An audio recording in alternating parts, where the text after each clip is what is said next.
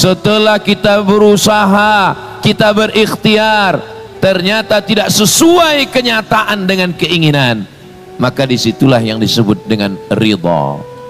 Sururul qalbi, hati merasa tenang, bimururil qada, melewati takdir Allah subhanahu wa ta'ala. Ada seorang ulama masyhur, terkenal, viral di Irak. Tapi zaman dulu ulama terkenal itu yang tahu wajahnya cuman murid-muridnya aja. Yang nggak murid nggak tahu wajahnya. Kenapa? Karena waktu itu belum ada banner dan baleho. Ini ulama orangnya sangat rendah hati, zuhud. Dia sudah meninggalkan dunia beserta isinya. Maka saat dia akan pergi melaksanakan ibadah haji, dia mencari, waktu itu berangkat haji itu pakai kafilah. Assalamualaikum ketua kafilah. Waalaikumsalam. Saya mau ikut rombongan berangkat haji. Ya silakan. Ketua kafilah nggak tahu karena dia nggak ngaji bahwa yang datang ini ulama besar. Ya silakan. Tapi kalau bisa saya yang berangkat gratis ada nggak? Waktu itu kebetulan travel Van Diego belum ada lagi. Kamu boleh ikut dengan rombongan ini dan kamu jadi tukang masak. Ayolah kalau gitu jadi tukang masak nggak apa-apa, berangkat. Akhirnya dia ikut pun rombongan kafilah untuk berangkat ke tanah suci jadi tukang masak. Namanya ulama, biasanya cuma baca kitab, kurang terlatih masak, apalagi masak untuk orang banyak. Begitu masak gosong, hitam itu nasi. Datang ketua kafilah, kamu tukang masak? Iya. Dia tempeleng itu ulama besar, wapak tempeleng. Nah, akhirnya latihan masak terus sampai ke tanah suci Makkah. Begitu tawaf, subhanallah walhamdulillah wala ilaha illallah, heran ketua kafilah. Dia tengok semua orang mengerumuni tukang masak ini. Duh, siapa ini? Kenapa orang ramai mengelilingi dia? Lalu kemudian ditanya, itu siapa? Itu adalah Imam Sufyan Ats-Tsauri, ulama besar dari Kufah, Irak. Kenapa? Itu tukang masak saya. Itulah ulama yang selama ini dicari-cari orang, selevel dengan Imam Malik bin Anas. Bedanya Imam Malik masyhur, sedangkan dia mastur, tertutup kewaliannya. Ketua kafilah merasa berdosa, lalu dia pun datang, wahai Imam Sufyan Ats-Tsauri, saya mohon maaf, saya ketua kafilah yang sudah menempeleng kamu. Apa kata Imam Sufyan Ats-Tsauri? Orang yang masak gosong memang layak ditempeleng. Bagaimana supaya saya tidak dihormati orang? Bagaimana supaya saya tidak dicium tangan orang? Bagaimana supaya saya tidak dipuja-puji orang? Mestinya saya melamar jadi tukang masak ke Van Diego. Tapi masalahnya sekarang nggak bisa begitu karena semua orang tahu. Kalau saya melamar tukang masak, orang tahu. Makanya kalau hari Selasa, hari Rabu, hari Kamis saya di rumah di Pekanbaru, saya nyetir sendiri. Kalau istri minta bawa akan belanja, minta bawa ke pasar, saya nyetir sendiri. Saya pakai masker, saya pakai kacamata hitam, saya pakai topi. Disitulah kita akan terasa sakitnya diusir tukang parkir.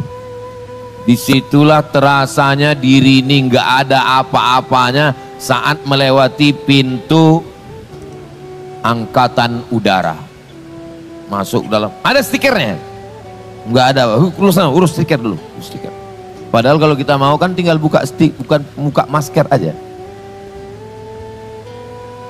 Tapi kita mau merasakan sakitnya. Pergilah ke bank untuk ngantri nyetor uang. Sana Pak, begitu sudah mendekati ke tempat ngantri, apa kata petugasnya? Mohon maaf, sebentar lagi azan zuhur.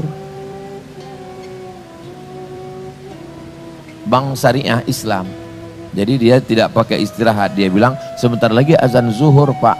Padahal kan kalau kita mau kita tinggal bilang, kan aku yang ngasih tahu sholat zuhur itu kan. Sururul qalbi bimururil qada, hati merasa tenang saat takdir Allah itu terjadi. Iya, tapi Ustadz ngomong begitu kan setelah melewati masa pahitnya. Waktu sedang pahit-pahit itu gimana perasaannya Pak Ustadz? Ayatnya hilang, hadisnya melayang. Jangankan selevel Abdul Somad yang tidak ada apa-apanya, orang yang selevel Umar Ibnul Khattab, ketika berita takdir itu datang, Muhammad sallallahu alaihi wasallam meninggal, maka dia cabut pedangnya. Siapa yang mengatakan Muhammad meninggal akan kupancung kepalanya, kata Umar. Umar yang begitu hebatnya tetap menerima takdir itu berat, tapi ada orang lain yang mengingatkan. Saat pedang Umar terhunus, siapa yang mengatakan Muhammad mati, kupancung kepalanya, kata Umar. Apa kata Abu Bakar Siddiq membacakan ayat, wa ma Muhammadun illa rasul. Muhammad bukan Tuhan, dia hanya seorang rasul. Qad khalat min qablihi rusul. Rasul-rasul sebelum dia meninggal. Ibrahim alaihissalam meninggal, Musa alaihissalam meninggal, Sulaiman alaihissalam meninggal. Maka kamu akan kembali kepada agama kamu yang lama. Jatuh pedang Sayyidina Umar bin Khattab. Artinya apa? Kita ini tidak bisa sendiri saat melewati takdir. Tak bisa kita menasehati diri kita sendiri. Maka kita perlu orang lain. Watawasau bil haq, watawasau. Saya malam ini bercerita tentang ridha, tentang hati yang lapang menerima takdir Allah. Tapi nanti begitu datang ujian, siapa yang akan mengingatkan saya? Yang mengingatkan saya adalah Ustadz Salim Afillah. Ustadz Salim akan mengirimkan potongan video yang diedit oleh tim yang sudah lama dilatih dari teras dakwah tadi. Ingat pesan Ustadz Somad ketika kita berada di Yogyakarta? Oh iya betul. Datang lagi video kiriman dari Ustadz Luqmanul Hakim. Kan ini yang Ustadz bicarakan waktu kita malam itu bertiga, Wang Sinawang. Oh iya betul Ustadz. Maka kita diingatkan orang lain. Jadi kalau adik-adik punya kawan, punya sahabat yang selalu mengingatkan untuk sabar, yang selalu mengingatkan untuk ridha, maka kalau ada teman yang baik begini, yang mengingatkan kita untuk selalu datang kajian, yang mengingatkan untuk selalu datang ke Jogokarian, yang mengingatkan selalu datang untuk ke teras dakwah, yang mengingatkan dalam rangka tawasau bil haq wa tawasau bis sabr. Kalau ada teman seperti ini, baik seperti ini, jangan dikubur sebelum mati. Sabar itu di bawah ridha. Karena sabar itu imsakun nafsi anil jaza, menahan diri dari gelisah. Itu sabar namanya. Kita sedang berdiri, tiba-tiba lalu kemudian ada orang yang nginjak kaki kita. Dia injak kaki kita, kita tahan diri kita untuk berkeluh kesah. Itu namanya baru sabar. Diinjak kaki kita, lalu kita tidak. Itu namanya sabar. Tapi orang yang nginjak itu kita sanggup membalasnya. Oh saya Pak Ustadz sering gitu, kaki saya diinjak, kamu gak ngelawan? Enggak. Kenapa? Yang nginjak saya bintang 2 Pak Ustadz. Itu bukan sabar, takut.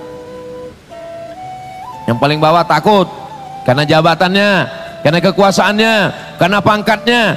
Sebetulnya sanggup membalas, tapi tidak mau membalas. Itu namanya sabar. Tapi ada yang lebih hebat lagi di atas sabar, ridha. Apa dia? Sururul qalbi bimururil qada. Hati merasa tenang menerima takdir Allah subhanahu wa ta'ala. Kenapa? Karena dia tahu yang mengirimkan takdir itu Allah, yang menaikkan derajat Allah, yang menjatuhkan juga Allah. Tu'izzu man tasha wa tudhillu man tasha. Menurut kita tidak baik, menurut kita ini baik, ini tidak baik, tapi menurut Allah semuanya baik. Ada seorang anak kecil umur 5 tahun minta pisau ke ibunya. Andai nanti ditakdirkan jadi ibu, insya Allah ibu-ibu yang solihah, insya Allah, amin. Datang anak kecil minta pisau, mama minta pisau, minta pisau. Kira-kira dikasih atau enggak? Enggak dikasih. Kenapa enggak dikasih? Karena menurut ibu ini pisau berbahaya, tapi menurut anak pisau ini baik. Menurut anak pisau ini baik. Dia mau main potong-potong, dia mau main masak-masak, dia mau main. Menurut dia pisau ini baik, menurut ibu tidak baik. Beda logika anak dengan ibu. Ibu saja bisa beda dengan anak. apalagi cara pandang Allah dengan kita. Jadi sebenarnya kita meminta itu menurut Allah atau menurut kita? Mintalah yang baik menurut Allah. Ini sekarang banyak anak-anak muda ini, tidak hanya anak muda, anak tua juga, minta ini bukan menurut Allah tapi menurut dia. Ya Allah, kalau dia memang bukan jodohku, jadikan dia jodohku. Kalau memang dia sudah punya jodoh, matikan jodohnya. Ini apa ini? Ini berarti memaksa Allah untuk mengikuti kemauan dia. Kalau keinginanmu sesuai dengan keinginan Allah, berarti Allah ingin kau jadi orang yang bersyukur. Kalau keinginanmu belum sesuai dengan keinginan Allah, berarti Allah ingin menjadikanmu sebagai orang bersabar. Tapi ada di atas sabar sururul qalbi bimururil qada, hati merasa tenang walaupun takdir itu pahit. Itu yang nikah di hotel itu pacar kamu dulu kan? Iya bro. Terus kamu kok senyum-senyum aja dia nikah dengan orang lain? Ya biar aja, dia kan udah saya cicipin. Nauzubillah. Ini yang kebetulan yang ngomong playboy cap tupai. Semua pohon kelapa berlubang dibuatnya. Ini bukan sururul qalbi bimururil qada. Dia senang bukan karena takdir Allah, tapi karena dia sudah menggarap anak orang lain. Nauzubillah, nauzubillah, nauzubillah. Ini tidak betul, ini tidak benar. Tapi kalau orang hatinya tenang karena takdir Allah SWT, bro, iya, itu yang nikah di, itu kan yang dulu sering kamu antar, yang sering kamu katanya kamu menikah dengan dia, iya. Terus kok dia nikah dengan orang lain gimana? Saya yakin dengan ketetapan Allah, bunga bukan setangkai, kumbang bukan seekor. Patah tumbuh hilang berganti, hilang satu tumbuh 1000. Togar begitu pulang ke kos-kosan di kamar,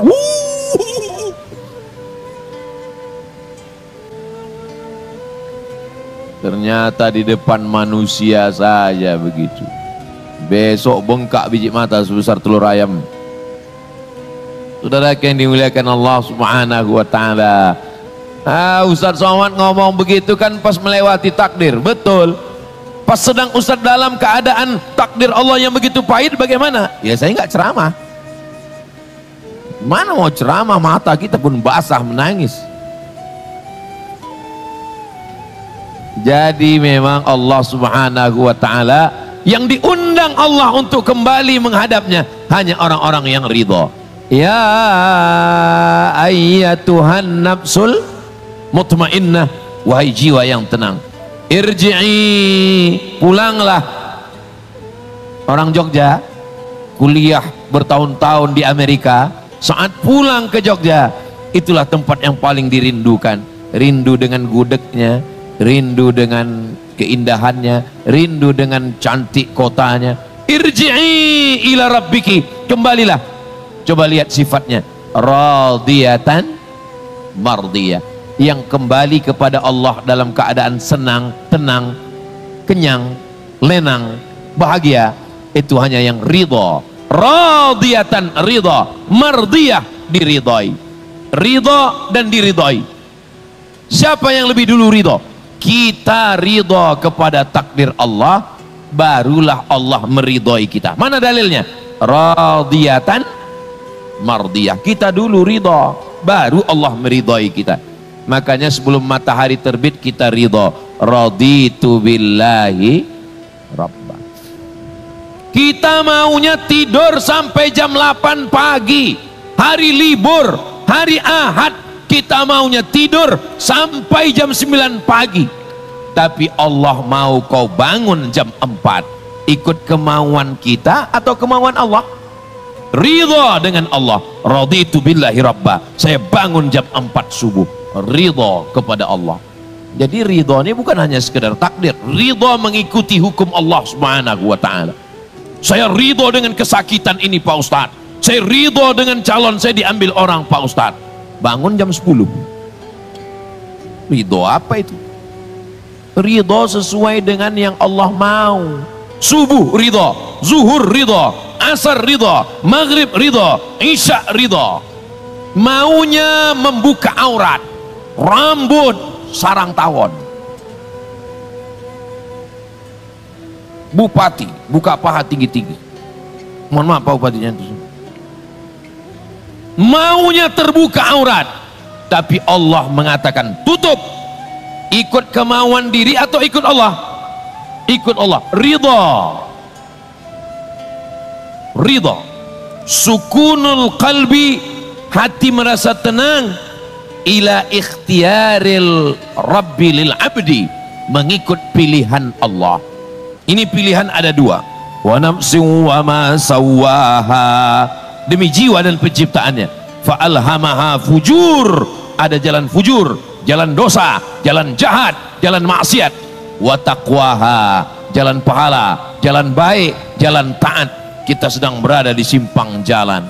Ketika kita tenang melewati yang dipilihkan Allah, disitulah